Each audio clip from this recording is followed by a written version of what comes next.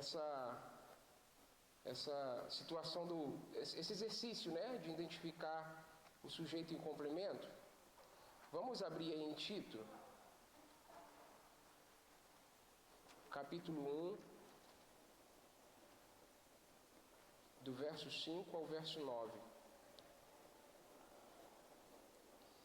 Só um exercíciozinho que está aqui no final da nossa lição. Na verdade eu apaguei ele, mas tá bom, fica aí como exercício.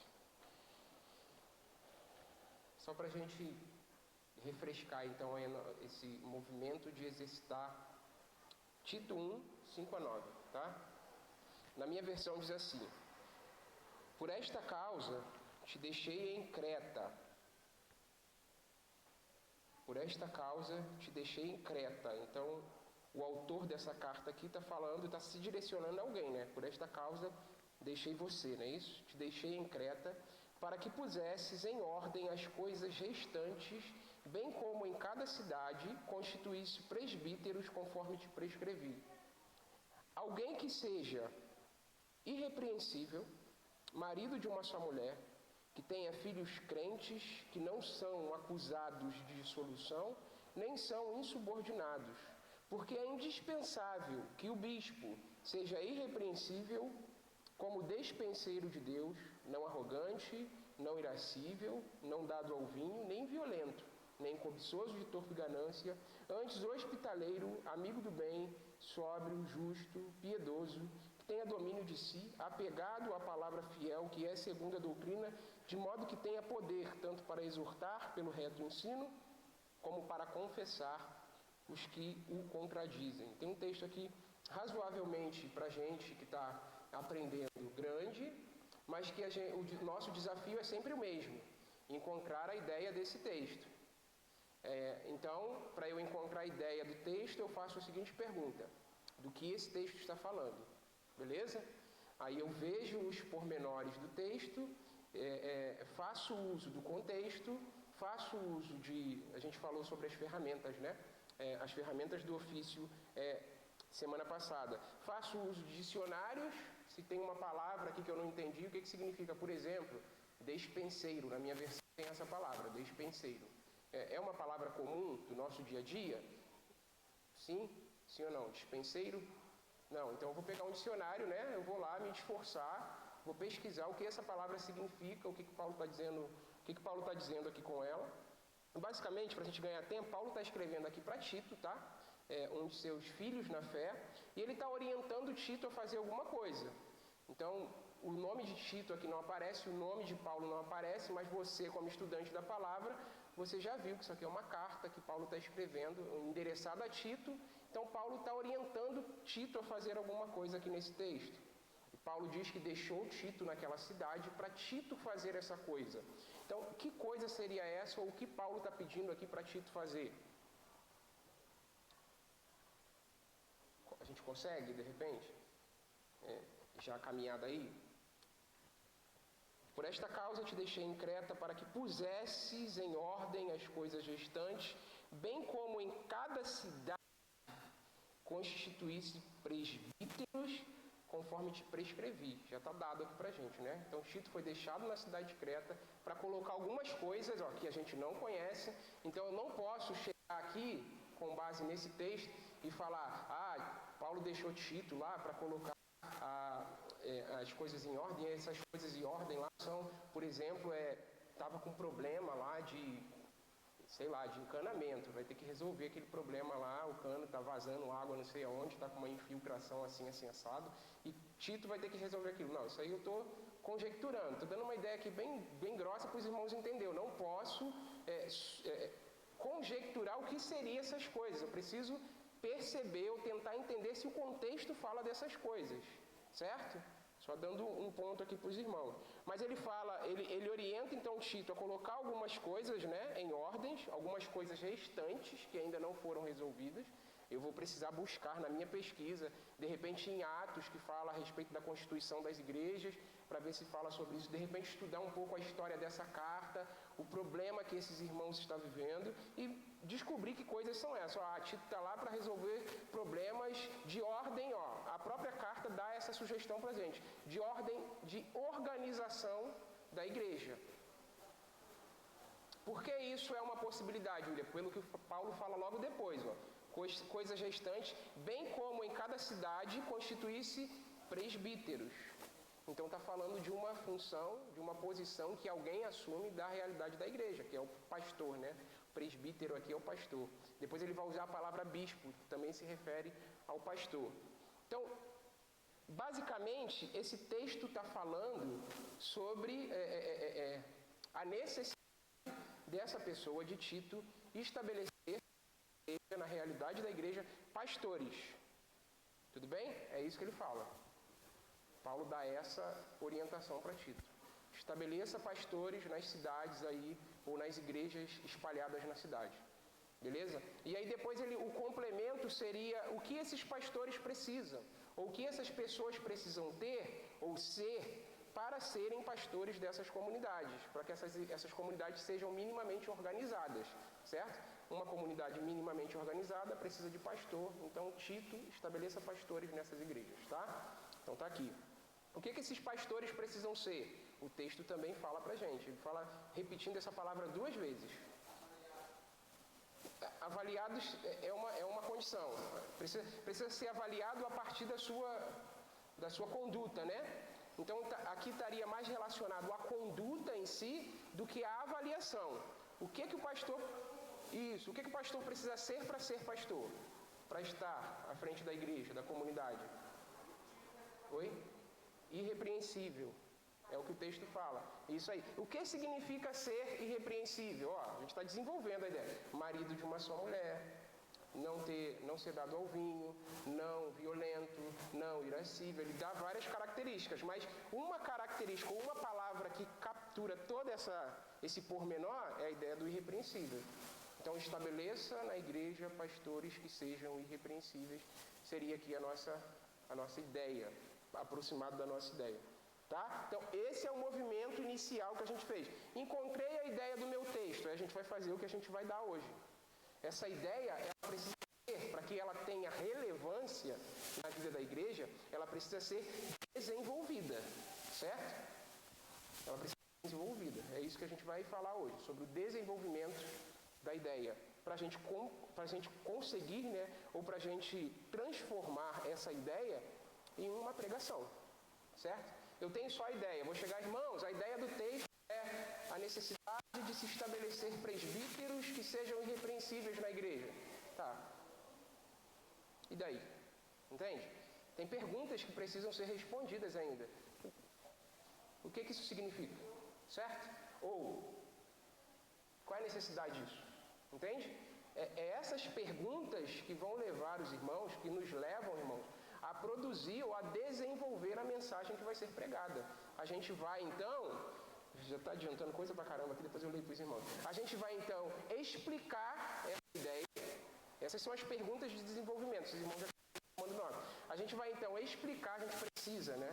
Se o texto sugerir isso, esse texto aqui é um texto que sugere a explicação da ideia.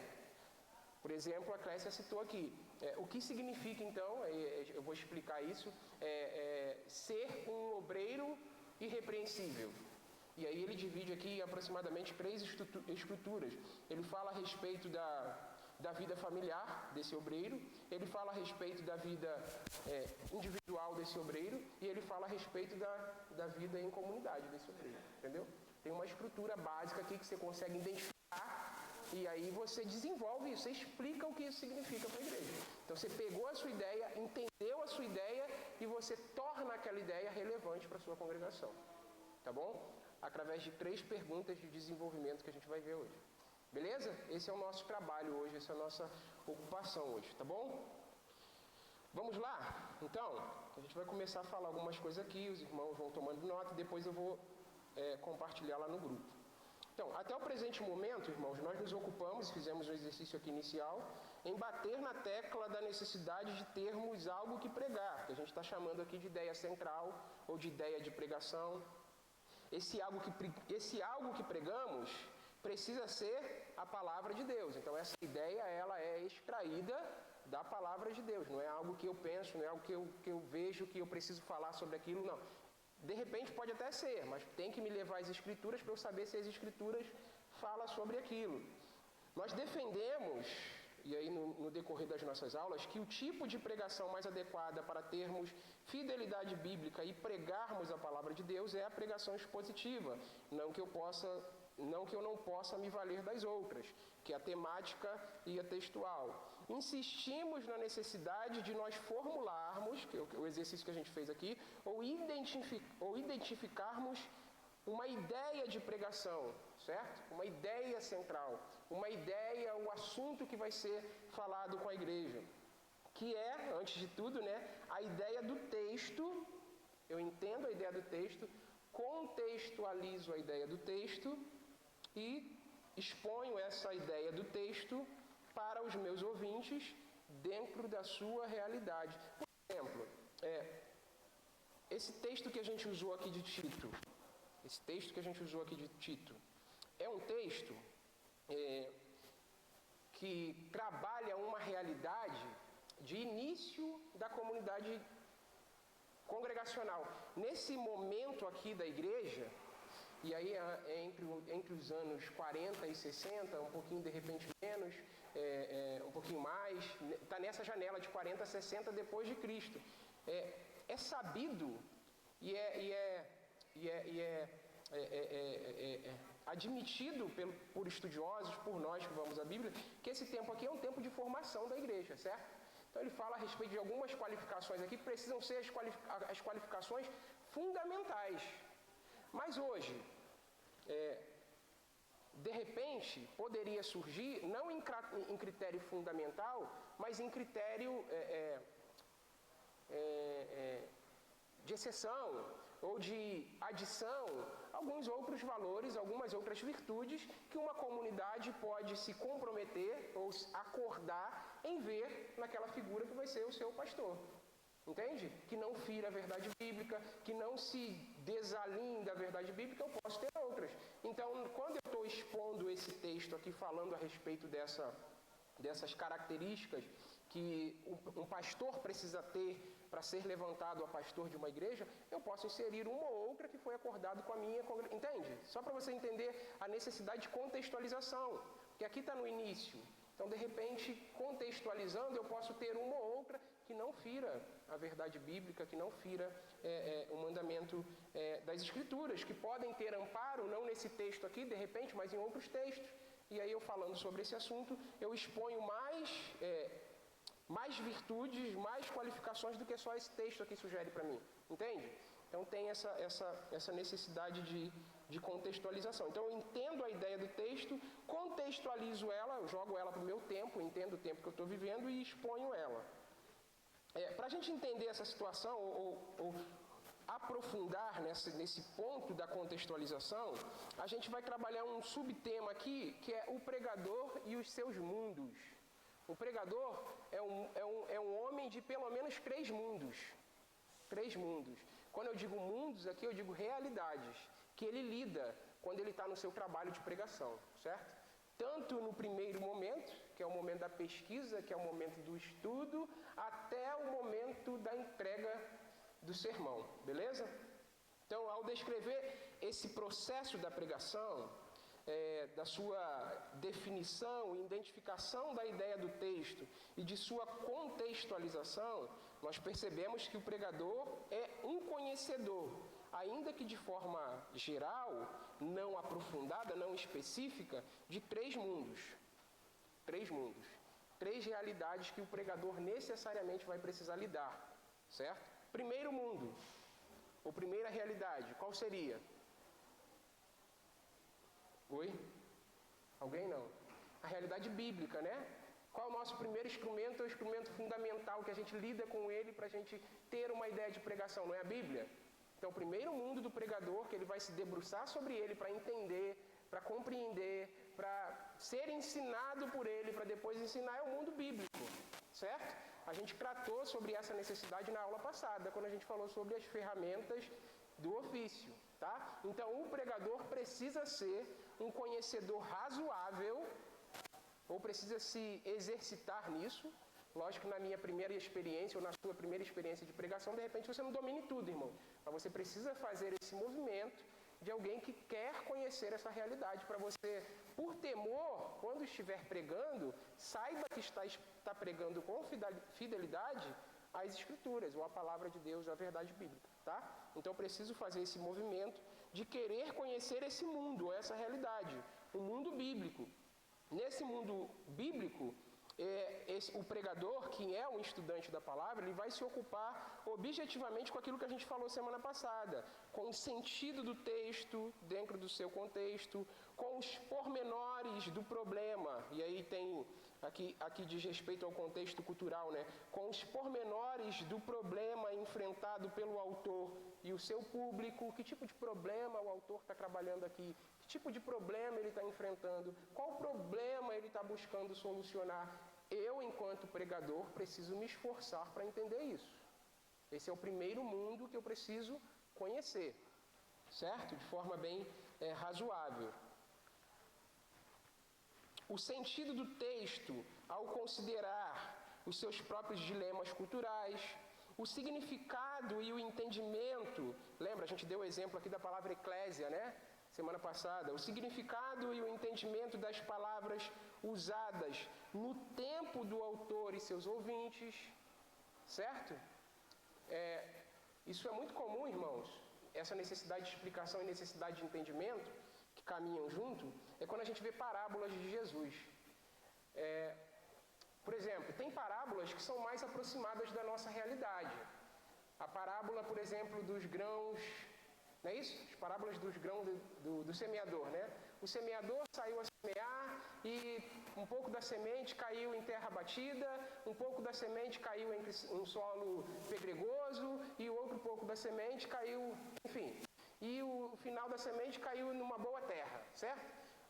Dentro do nosso imaginário, todos nós aqui temos uma noção, ainda que mínima, porque somos habitantes de uma grande cidade, né?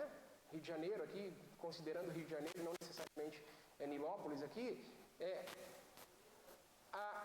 a realidade da agricultura, que é o que esse texto trabalha, começa a ficar um pouco distanciado da gente.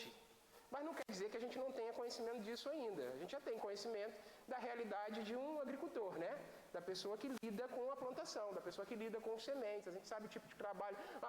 Uma coisa, de repente, que escape da gente é o instrumento que era utilizado naquela época, quando hoje a gente está na era da tecnologia, é utilizado o maquinário, que faz aquele trabalho de forma rápida, ou que faz aquele trabalho para o próprio agricultor, quando ele, na verdade, só senta na máquina e vai arando a terra ali, né? A máquina faz aquele trabalho. Mas para o plantador da época, isso era mais trabalhoso. Então, veja, quando Jesus usa esse texto aqui, ele quer trabalhar, por exemplo, uma temática do trabalho, do sacrifício que é plantar uma semente que dê fruto, o cuidado que tem que se ter com o solo, entende? São coisas que estão dentro do texto, e se os irmãos observarem, Jesus não explica essas coisas. Jesus explica essas coisas quando ele lança a parábola. Depois os discípulos vão perguntar a ele em particular: Jesus, e aí, o que significa isso? Aí Jesus vai e fala. Mas quando ele está diante da multidão, que ele lança a mão dessa parábola, ele se ocupa em explicar, porque os seus ouvintes já conhecem, certo? Aquela realidade. Vocês estão entendendo aqui onde eu quero chegar? Que eu preciso, enquanto conhecedor bíblico, enquanto estudante da palavra, entender o que isso significava naquele tempo. Beleza? Para que eu não vá com a cabeça do século XXI, que conhece, por exemplo, uma outra temática que está presente nesse livro aqui a respeito desse assunto. Quando a gente fala assim, quando a gente lê um texto de Coríntios que fala a respeito, sem querer entrar em pormenores do assunto, tá, irmãos? Mas que fala a respeito de batismo. E não sei o que, somos batizados no mesmo Espírito. Paulo explica isso necessariamente? Não, ele pressupõe na sua fala que os ouvintes dele já sabem o que aquilo significa, certo? Então ele não perde tempo explicando aquilo. Diferente da gente, que está distanciado dessa realidade há aproximadamente 2000 anos. Então eu preciso entender o que ser batizado no Espírito significava para os ouvintes de Paulo. Entendi, me aproximei da ideia do texto. E aí eu vou pegar essa ideia e vou explicar para os meus ouvintes, contextualizar, né? E explicar para os meus ouvintes hoje. Estão entendendo isso? Então, o pregador, ele precisa ser minimamente um conhecedor ou alguém que tenha contato com esse mundo bíblico, fazendo uso daquelas ferramentas que a gente falou semana passada. Então, o pregador é um homem de 3 mundos. O primeiro mundo que ele precisa conhecer é esse mundo bíblico. O significado e o entendimento das palavras usadas no tempo do autor e seus ouvintes. Nesse específico, o pregador se ocupa em identificar e responder. Que legal. O pregador se preocupa em identificar e responder as perguntas levantadas de forma consciente ou não pelo autor do livro que está estudando e seus destinatários originais. Você, num primeiro momento, pregador, não está interessado em responder as perguntas de hoje, no primeiro momento. Você está interessado a tentar encontrar a resposta para as perguntas que são levantadas pelos ouvintes de Paulo, pelos ouvintes originais. Entende? Para entender a ideia. Então, eu preciso ser minimamente conhecedor do mundo bíblico. Tem essa necessidade, tá bom? O pregador e os seus mundos. Podemos dizer que esse seria, então, um movimento de entender as perguntas e respostas enfrentadas, aqui já numa linguagem bem contextualizada, por nossos pais. Os irmãos vão entender, os problemas e as perguntas que a gente enfrenta hoje não são as perguntas dos nossos pais, são as perguntas de quem, irmãos? Dos nossos filhos, não é isso? A gente está numa realidade, numa geração, pelo menos eu, né? Numa realidade, tem os mais novos. Esses mais novos que estão nos desafiando, não é isso? Os nossos pais já enfrentaram os desafios deles, a geração deles já propôs respostas para os dilemas dele, que não era dilema há 50, 60, 70 anos atrás. Entende? Tudo bem? Então esse movimento de olhar para trás é um movimento onde eu tento entender a Bíblia ou o assunto bíblico respondendo às demandas do seu tempo, certo? É o pregador como conhecedor do mundo bíblico. Preciso conhecer, irmão.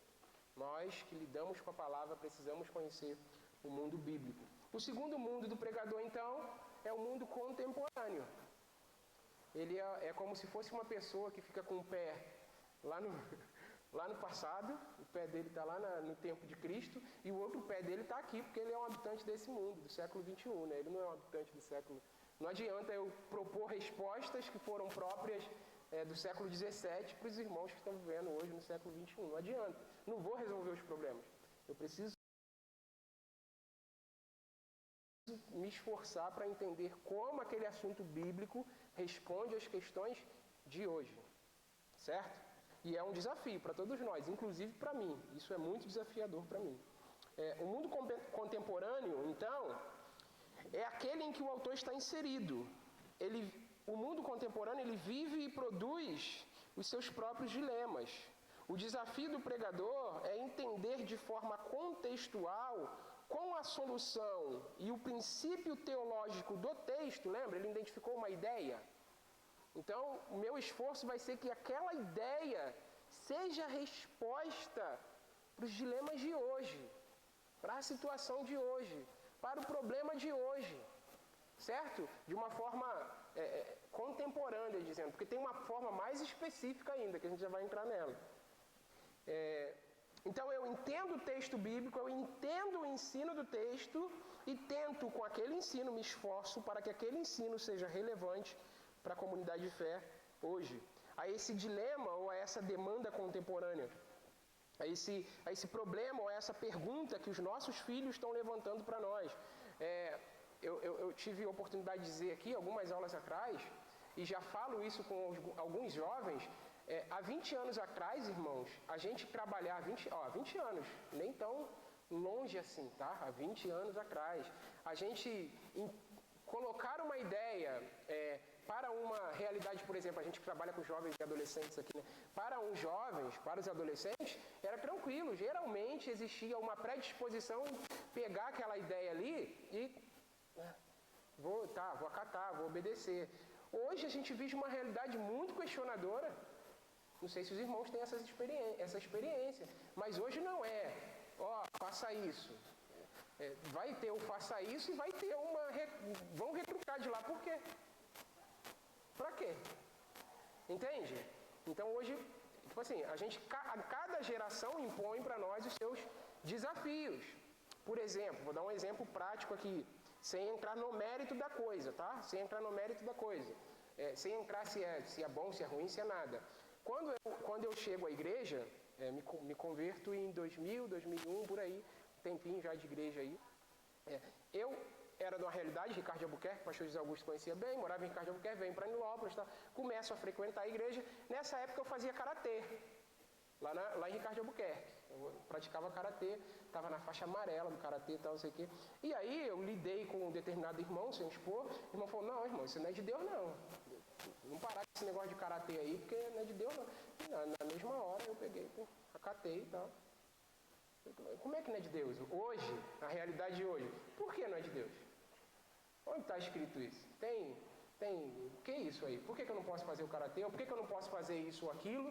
Então, tipo assim, tem resposta. E à medida que os questionamentos, que as dúvidas, que as inquirições vêm, a gente precisa, enquanto pregador, ensinador, mestre da palavra, estar preparados para dar respostas, para oferecer respostas que não seja resposta porque é certo ou porque é errado, irmão, mas que seja resposta que é bem construída e convença quem tá perguntando, certo? Porque a Bíblia ensina assim, assim, assado, porque nem tudo a gente vai achar a resposta na Bíblia, mas a gente vai achar a resposta em um princípio bíblico, não um versículo, um texto bíblico diretamente, mas um princípio bíblico indiretamente, a gente vai responder as questões. Só para os irmãos entenderem que cada geração, cada momento, produz os seus próprios desafios, e o pregador precisa lidar com aqueles desafios. Então ele entende o ensino bíblico. Com aquele ensino, ele tenta oferecer respostas para os problemas atuais. Então, ele está inserido nessa realidade contemporânea, né? Nesse particular, é importante frisar: as circunstâncias são outras, a cultura é outra, as perguntas são outras, porém, o princípio e o ensino bíblico é o mesmo. É com aquele ensino, é com aquele princípio bíblico que eu vou responder às perguntas, às questões de hoje. Tá bom? Então, o pregador precisa ser conhecedor do mundo bíblico, precisa ser conhecedor do seu próprio mundo para entender as perguntas que estão sendo feitas hoje. Tem o Caleb aqui e a Joyce aqui. O Caleb qual é a realidade do Caleb, cara, da Joyce? O que eles estão vivendo, o que eles estão enfrentando? Ou os nossos irmãos mesmo, como é que é a construção de ideia de relacionamento hoje? Será que a Bíblia fala a respeito disso? Enfim, são vários temas, várias problemáticas que a gente precisa enfrentar. Citamos aqui Joyce e Caleb, né, não querendo expô-los, mas poderia colocar em outras realidades. Outras pessoas que estão nessa realidade de namoro, tá? Como é que é o entendimento? A gente até falou sobre isso, né, pastor, um pouquinho, lá na congregação, quinta-feira. Como é que é o entendimento de namoro hoje? Como é que era entendido o namoro em 1900? E nos tempos bíblicos, será que existia namoro? Entende? Como é que a cada geração a gente é desafiado? Como é que eu vou entender a temática do namoro com a cabeça de hoje, olhando para a Bíblia? Dificilmente eu vou encontrar resposta, porque geralmente naquela época lá, só vai ter, era um acordo entre famílias, as famílias se uniam em propósito e as pessoas eram unidas, não é isso? A menina era prometida para o rapaz e aquele lá ia construir a sua vida e depois eles iam e se casavam. Qual o espaço para namoro aqui? No namoro romântico que a gente conhece hoje. Tá vendo? Então isso é um dilema, é uma realidade, é um problema da nossa geração. E a gente precisa lidar com ela com um princípio, com um ensinamento bíblico. Certo? É isso aí.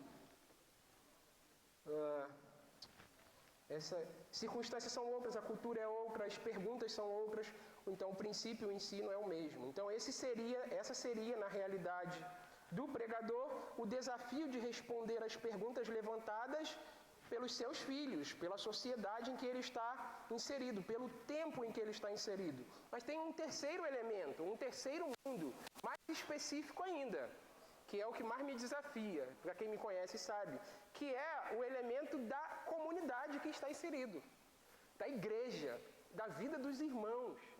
Qual é o problema que a irmã Evelyn está atravessando no trabalho dela e no seu relacionamento com a igreja? Qual é o problema que o irmão William está vivendo na sua comunidade? Como é que ele pode ser mais produtivo ou não? Como é que ele deve, então, à luz do meu entendimento bíblico e da doutrina, do ensino dessa igreja, como é que ele pode ser mais eficaz vivendo em sociedade? Entende? Tem problemas que são próprios da verdade de vida, irmãos. Não vai fazer sentido eu sair daqui da verdade de vida, em muitos momentos, em muitas oportunidades, e pregar na primeira igreja batista de Nilópolis. De repente não são problemas deles, entende? O ensino é o mesmo, o princípio é o mesmo, a aplicação pode ser outra. A aplicação, o ensino não muda. A aplicação muda, eu vou aplicar esse ensino àquele problema lá. Por quê? Apesar de cultura mudar, apesar de circunstâncias mudarem, pessoas não mudam. Pessoas não mudam. É composta dos mesmos elementos psicológicos, emoções, sentimentos, dilemas, sensação de vazio, buscando sentido para a sua existência, está lá. Tanto naquele lá, de 2000 anos atrás, como no de hoje. Só que as circunstâncias mudaram. Estão entendendo isso? Tá difícil, não? Tá dando para ir aqui? Tá. Então, o último mundo aqui, o terceiro mundo que o pregador enfrenta, é esse mundo local. Ele é um homem ou uma mulher inserido dentro de uma igreja específica que vive problemas específicos no seu cotidiano. Logo, isso evidencia, então, irmãos, a necessidade que o pregador tem de ser um profundo conhecedor da sua igreja. Isso nos denuncia em muitos aspectos. Muitos aspectos. Nós que assumimos púlpitos. Quando a gente está numa aula, eu não vou entrar neles. Só porque a gente está na aula, tá? A gente vai expor a aula, a gente vai expor o assunto. Mas nos denuncia em muitos aspectos. Muitos aspectos. Cresce. Eu com o pastor José Augusto, a gente sempre tem conversas muito proveitosas nesse sentido. Cresce muito a nossa responsabilidade. Quando, por exemplo, a gente tem a necessidade, pregador, você tem a necessidade de conhecer a sua igreja. Só uma implicação, tá, irmão? Você tem a necessidade de conhecer a sua igreja. Tá, como é que você vai conhecer a sua igreja se você não frequenta a sua igreja? Se você não está no dia a dia da sua igreja. Essa é uma implicação bem básica. Se eu não convivo com o dia a dia da minha igreja, se eu não falo com os meus irmãos da minha igreja, se eu não me relaciono com os irmãos da minha igreja, como é que eu vou entender os problemas da minha igreja? E vou pregar, vou sugerir solução para ela de quê? Se é um problema que eu desconheço. Então o pregador precisa ser um profundo conhecedor da sua realidade local, da sua igreja. O vocabulário, um tema que me pega aqui, vocabulário da sua igreja, palavra. O William fala umas palavras muito, às vezes, rebuscadas, e os jovens, às vezes, não conseguem entender. Eu faço esse esforço, mas eu tento fazer esse esforço de falar para que os jovens me entendam, para que os adolescentes me entendam. Baixa o vocabulário, William, está muito difícil aí o negócio. Podia falar, Maria, às vezes, puxa, poderia falar isso aqui de forma mais aqui no chão da nossa realidade. E o vocabulário, a nossa igreja tem um vocabulário que é próprio, a sua igreja, né? A congregação tem um vocabulário próprio, os costumes da nossa igreja, os vícios da nossa igreja, as virtudes da nossa igreja. Onde eu estou? As virtudes, então, o nível cultural, se é uma igreja. Olha só, irmãos, como é que isso faz diferença? Irmão? Pensem nisso, irmão. É muito diferente eu, enquanto pregador, chegar aqui, pregar numa comunidade e não desmerecendo ou colocando a nossa comunidade para baixo. Eu quero que os irmãos entendam o ponto. É muito diferente eu chegar e pregar aqui uma igreja batista Verdade de Vida localizada na cidade de Nilópolis e vou pregar lá no Alto Leblon, por exemplo. O vocabulário é outro, a cultura é outra, os problemas enfrentados lá são outros, e você precisa entender quais são os dilemas deles, de repente apelando para eles abaixarem um pouquinho, apelando, vocês que são ricos, olha para os pobres. É um lugar onde existem os altos, aqueles que têm finanças, riqueza, estão nesses lugares do Rio de Janeiro, entende? Então, qual é o vocabulário que você vai usar lá? Acadêmica, conhecimento acadêmico, isso aí, irmão, muito bem colocado. Entende? Olha o desafio, pregador. Então, cada comunidade tem os seus desafios. Eu vou ensinar, irmãos, isso aqui não muda o princípio, tá? Não muda o texto. Eu vou ensinar o mesmo ensino. Só vou fazer uso de um arsenal diferente para cada realidade. De vocabulário, de costumes, entrar em um costume que está enraizado dentro daquela... Eu preciso concluir, né? Eu preciso caminhar. Eu olhei para a hora, desculpa. Então é isso, tem essa necessidade da gente conhecer a cultura, as dúvidas, as necessidades da nossa igreja local. E esses vícios, esses costumes, se não são, ou se não estão alinhados com as escrituras, eles precisam ser mexidos, eles precisam ser desafiados. Preciso mexer lá, preciso tocar na ferida. Irmã, você está com problema de relacionamento com a irmã ali, por quê, irmã? Não falando, dando nome à pessoa, lógico, em público, né? Mas eu vou tratar de um problema que eu sei que existe. Tem problema de relacionamento aqui, a irmã que não se dá com a outra. É o orgulho, é o quê? É o coração e vaidade, está pensando muito em si mesmo. Entende? Eu conheço esse problema. Então eu vou tentar trabalhar esse problema. Os problemas, então, da minha realidade precisam ser mexidos, precisam ser desafiados. Os problemas precisam ser apresentados para esses problemas soluções, né? Eles precisam ser solucionados. Então, o pregador, ele não consegue resolver com a palavra os problemas e circunstâncias da sua igreja de hoje, lidando com as questões, por exemplo, de seus pais. Lembra que a gente tem um exemplo de namoro. Não vou conseguir solucionar o problema que é real aqui, o problema de namoro que eu enfrento hoje, respondendo a um questionamento de namoro do ano 1500. As perguntas eram outras, entendeu? Essa é a ideia. Seus filhos, a geração atual, produz os seus próprios problemas, ainda que conexões sejam estabelecidas, tá? A questão a ser resolvida, então, eu posso, para ensinar, por exemplo, as pessoas que estão na fase de noivado, de namoro, eu posso, para ensinar a importância desse momento, eu posso estabelecer conexões com ensinos das Escrituras, como é que foi desenvolvido aquele assunto durante o tempo, como é que se entendia esse assunto quando surge o amor romântico, em 1800. Não existia amor romântico, irmãos. De repente, nem muitos ouvem disso. Essa ideia de amor romântico nasce com os romancistas, né? Depois do iluminismo. Então é 1800, perto de 1900 ali. Entende? Então, para ensinar a respeito desse tema, eu posso falar da história do namoro. E aí chegar e, de repente, fazer aplicações desses ensinos para a realidade de hoje. Entende? Mas essa ideia, vou namorar com o homem dos meus sonhos, com o meu príncipe encantado, ou com a minha princesa, do lado das mulheres, com a mulher dos meus sonhos, com a princesa encantada. Isso é tudo novo. É tudo recente. É tudo do nosso tempo. Entende? E esse é o desafio do pregador quando vai falar sobre o assunto, quando vai pregar. E aí, então, esse pregador ele pode estabelecer conexões com essa realidade passada para ensinar o ponto hoje. Por esse particular, o pregador é geralmente chamado de homem de dois mundos, necessariamente. O homem, ou o mundo, o homem que lida com o mundo bíblico e o homem que lida com o mundo de seu tempo. E aí, o terceiro mundo seria esse terceiro mais particular, que é a sua realidade congregacional, a sua igreja. Aqui vai ser bem... Aqui é para contextualizar o assunto, e aqui a gente vai então para as perguntas que nos ajudam. Lembra que a gente falou que tem 3 perguntas que nos ajudam a desenvolver a ideia? O que isso significa? Se eu posso acreditar nisso, né? O que isso significa? Tem uma segunda pergunta, né? O que isso significa, ou o que isto quer dizer?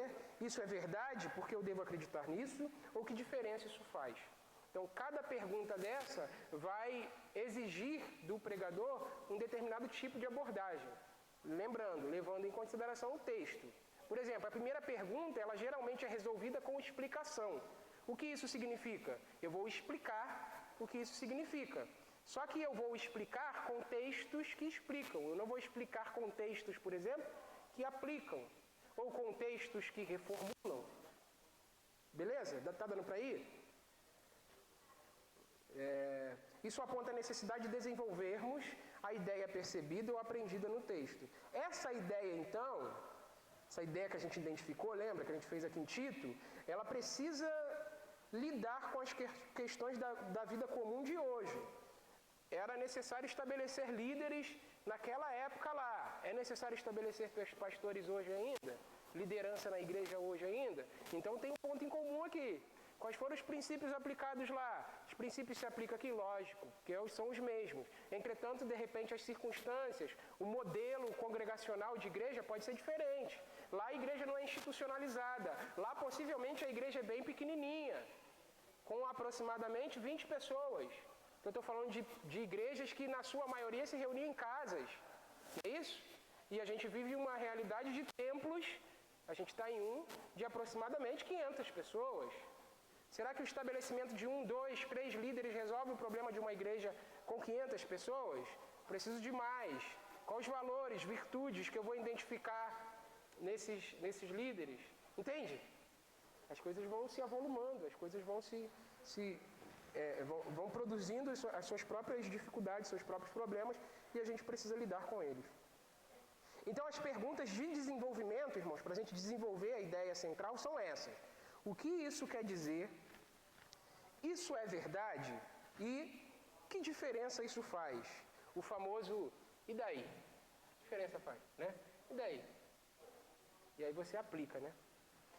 A primeira pergunta, o que isto quer dizer? Eu respondo ela com uma explicação, eu resolvo ela com uma explicação da ideia. A segunda pergunta, isso é verdade? Eu respondo ela com uma comprovação da ideia. Eu comprovo que aquilo é verdade. Isso é verdade? Eu vou comprovar.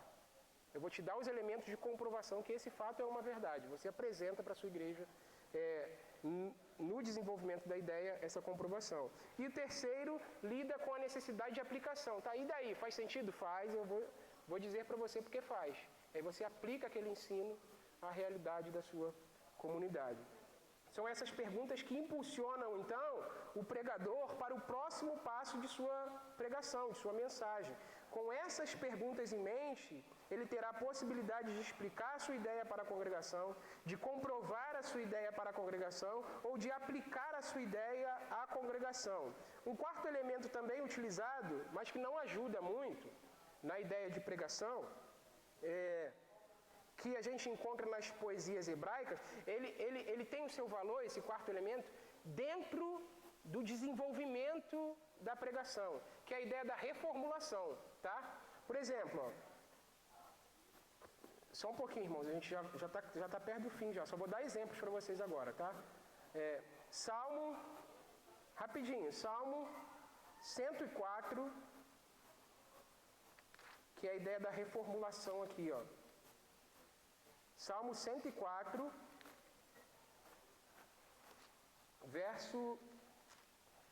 Aqui está o verso 33 como exemplo aqui, que o autor usa no livro. 104, 33, que é a ideia da reformulação, tá bom?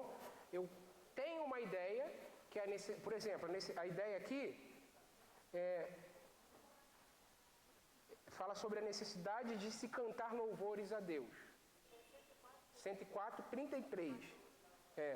Olha o que diz esse texto aqui, ó. Ele diz a mesma coisa, que é a poesia hebraica, o paralelismo, né? Ele diz a mesma coisa nas duas sentenças. Ó, ele diz assim, ó: cantarei ao Senhor enquanto eu viver, certo? Então ele está dizendo que enquanto ele viver, ele vai louvar a Deus, ele vai cantar a Deus. Na segunda sentença, o que ele diz?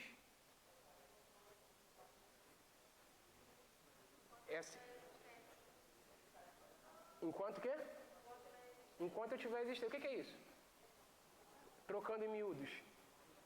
É a mesma coisa. Enquanto eu viver, enquanto eu estiver em existência, enquanto durar a minha vida, ou seja, ele está reformulando a ideia com palavras diferentes. Está reforçando a ideia ou reformulando a ideia. A ideia está ali, ele está usando uma sentença e ele usa uma outra sentença para falar sobre a mesma verdade. A necessidade de louvar ao Senhor para fixar na mente. Muito bom. Necessidade de louvar ao Senhor enquanto viver. Cantarei ao Senhor enquanto eu viver. Cantarei louvores ao meu Deus durante a minha vida. A existência, enquanto eu viver. Então ele usa palavras diferentes para falar. É paralelismo hebraico. É uma poesia, paralelismo hebraico. Está muito presente nos Salmos isso. Tá? Essa aqui não é usada porque ela não ajuda a desenvolver. Tudo bem? Ela não explica, ela não comprova, ela não aplica. A ideia fica ali. Tá bom? Você só reformula as palavras para falar a mesma coisa. Essa daí é útil no desenvolvimento do sermão. Para você não ser repetitivo com uma palavra, você fala a mesma coisa com outras palavras. Certo? Você vai sinônimos, usando palavras sinônimas, ideias aproximadas. Tá bom? Então são 3 movimentos que a gente faz. Ideias que são explicadas. A explicação de uma ideia consiste no ato ou na necessidade de fornecer entendimento da verdade contida no assunto do texto que a gente descobriu, né? Essa explicação, ela é construída da seguinte maneira: o pregador anuncia a sua ideia central ou assunto da sua pregação na introdução da mensagem e ele explica essa ideia. O que isso quer dizer? Ele vai explicar nos pontos, no desenvolvimento da sua mensagem, tá bom? Hoje não tem ali todos, né? Eu tenho alguns. Semana passada tinha. Então ele vai explicar aquilo. O que ele faz? Ele declara a ideia e nos pontos de desenvolvimento do sermão, ele vai fragmentar a ideia. Cada ponto vai tratar um elemento daquela verdade, tá bom? Um exemplo disso Hebreus 4. Esses exemplos foram tirados daquela apostila, eu não trouxe ela hoje, da apostila de aula de homilética, que é muito boa, que eu tive a oportunidade de cursar lá no Ceará. Particularmente foi a melhor aula de homilética que eu tive, assim. Hebreus 1 e 2a. Diz assim, ó: havendo Deus outrora falado muitas vezes e de muitas maneiras aos pais pelos profetas, nesses últimos dias nos falou pelo Filho. Certo? Havendo Deus falado de muitas maneiras pelos profetas, nesses últimos dias ele nos falou pelo Filho. Aí, a ideia desse autor aqui, daquela apostila, diz assim, ó: Deus se revelou através dos profetas de modo incompleto, mas de modo completo através do Filho, tá? E aí o desenvolvimento dele diz assim, ó: eu vou explicar isso que eu falei, certo? Ele fala assim, ó: Deus se revelou de modo incompleto pelos pais e pelos profetas e de modo completo pelo Filho. Como é que eu explico isso? Aí ele explicou da seguinte forma, ó: primeiro, Deus se revelou.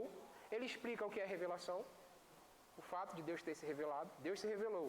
Deus se revelou pelos profetas. Possivelmente ele faz apontamentos de como isso se deu. Deus se revelando na história dos profetas para o seu povo. Ele diz, terceiro ponto, né? Deus se revelou pelos profetas de modo incompleto. Então aqui ele pode até comprovar por que essa revelação foi de modo incompleto. O quarto ponto dele, Deus se revelou pelo Filho, ele vai dizer como foi.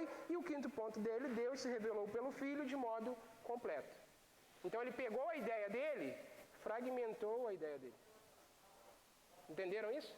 Deus se revelou pelos profetas, Deus se revelou pelos profetas de modo incompleto, Deus se revelou pelo Filho, Deus se revelou pelo Filho de modo completo. É isso que ele fez. Então esse é o desenvolvimento, ele está explicando tudo que está na ideia dele, ele vai explicar, certo? É o que a gente deve fazer, né? Então, ideias que precisam ser explicadas têm baixo potencial de engajamento. Logo, é muito importante a formulação de uma boa introdução para capturar a atenção do público. Baixo potencial de engajamento porque você já declarou a ideia. Então, eu já sei que você vai falar. Então você vai explicando ponto a ponto. Dependendo da condução dessa pregação, pode ficar enfadonho. Dependendo de como está sendo conduzida essa pregação, entendeu? Então ela tem baixo potencial. Logo, a introdução precisa ser aquela introdução. Para eu chamar a atenção dos meus ouvintes para mim, aí agora eu vou explicar para eles. Tá bom? Segundo, ideias que são comprovadas.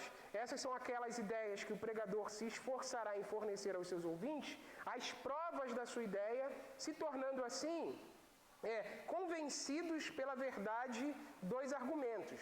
Aqui a ideia é geralmente anunciada na introdução e os pontos de desenvolvimento servirão de comprovação e defesa daquela ideia que foi proferida. Qual é o exemplo que ele dá aqui? Ideia: Jesus é superior aos anjos. Ele usa Hebreus capítulo 4, do verso 4 ao verso 14. Pergunta a ser considerada: por que eu devo acreditar? Lembra que tem a pergunta de desenvolvimento? Jesus é superior aos anjos. Por que eu devo acreditar nisso? É verdade? Isso é verdade? Certo? Então, essa é a pergunta de desenvolvimento. Aí ele diz assim, ó: Jesus é superior aos homens. Ele usa 3 pontos aqui para comprovar essa ideia. Jesus é superior aos anjos por ser filho. Jesus é superior aos anjos por ser rei e os anjos servos. Jesus é superior aos anjos por ser criador e os anjos criaturas. Ele tira essa explicação do texto dele.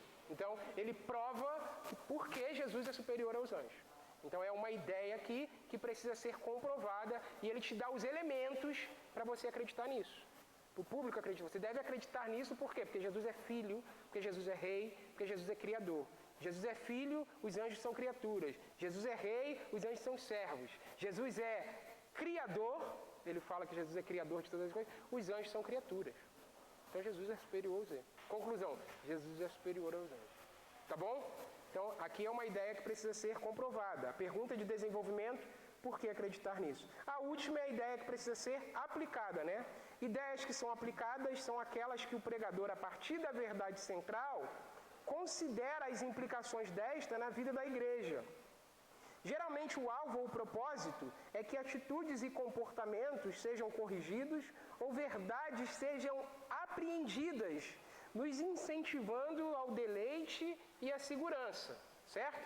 Essa é a proposta da aplicação da ideia. Um terceiro exemplo aqui para essa ideia aplicada. Ideia central. Mais uma vez ele usa Hebreus, né? Jesus, possivelmente ele estava trabalhando aqui uma série de exposições em Hebreus e ele foi fragmentando a carta aos Hebreus todinho.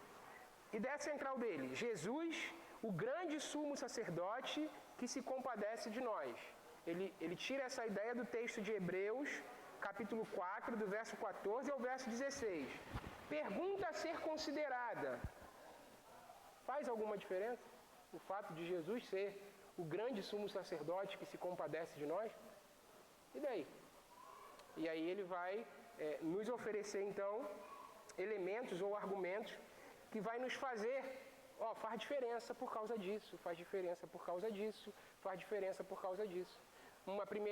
Primeiro ponto de aplicação: a gente não está desamparado, não é isso? Ele se compadece, tem alguém que se compadece de nós, certo?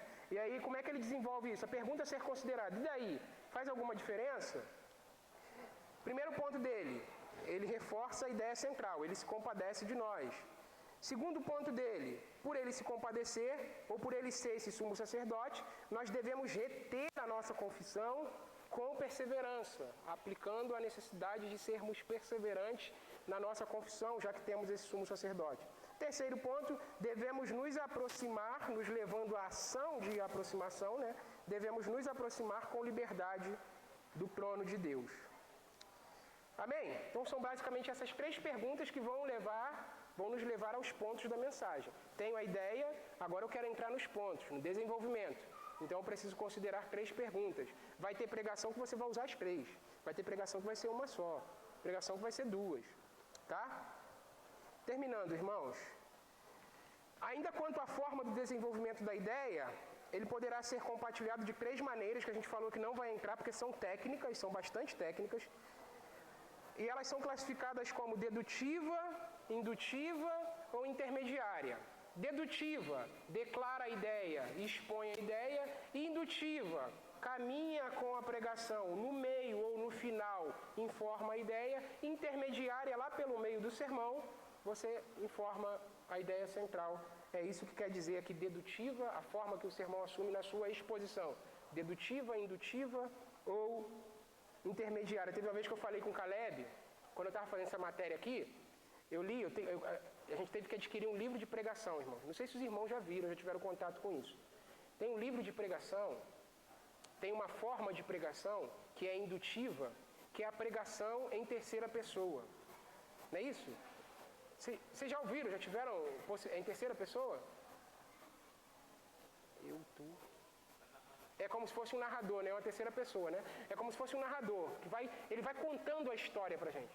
Mas ele não conta a história pra gente como alguém que está explicando, ele conta a história pra gente como se estivesse vivendo a história, de dentro da história. Ele está lá. E aí essa pregação é linda, irmão. Ele conta o que é narrado no livro, é a pregação da experiência de Esther. Experiência de Esther. Ele se coloca, o pregador se coloca como um dos serviçais do palácio do rei Assuero, né? Assuero, o rei Assuero, não é isso? Ele coloca como um dos serviçais que está vendo tudo aquilo acontecer. E ele vai pregando como se ele estivesse lá. Aí no final, a provocação do livro é interessante. No final, na provocação do livro, ele fala assim, ó. Porque o livro de Esther, olha só, detalhe teológico, né? O livro de Esther não cita a palavra Deus, né? Não tem a palavra Deus no livro de Esther. Mas a gente vê pela narrativa histórica que Deus está conduzindo todos os movimentos. Já terminei. Todos os movimentos do texto. Todos os movimentos do enredo, da história. E aí lá no final, ele dá um brado como um serviçal do rei Assuero. Ele fala assim, puxa, que povo de sorte. Aí termina assim, não aplica. O ouvinte, eu quando eu estou lendo aquilo ali, eu fiquei assim, não é sorte. Eu tentei responder, não é sorte não, é Deus que fez isso aí. Mas é lindo isso, é lindo. Chega a emocionar, tu vai lendo, tu entra na história, aí lá no final ele puxa, ele é ateu, né? Ou ele é um estranho à fé judaica, ele fala, puxa, que povo de sorte, né? Ou seja, ia morrer todo mundo, acabou quem morreu foi o outro. Não é sorte, é Deus. Essa é a ideia, que Deus ele guia a história, essa é a ideia por trás, mas ele não cita a ideia, ele narra. Muito bonito isso. É uma forma indutiva de sermão. Amém, irmãos? Vamos colocar de pé então, é isso que a gente tem para hoje.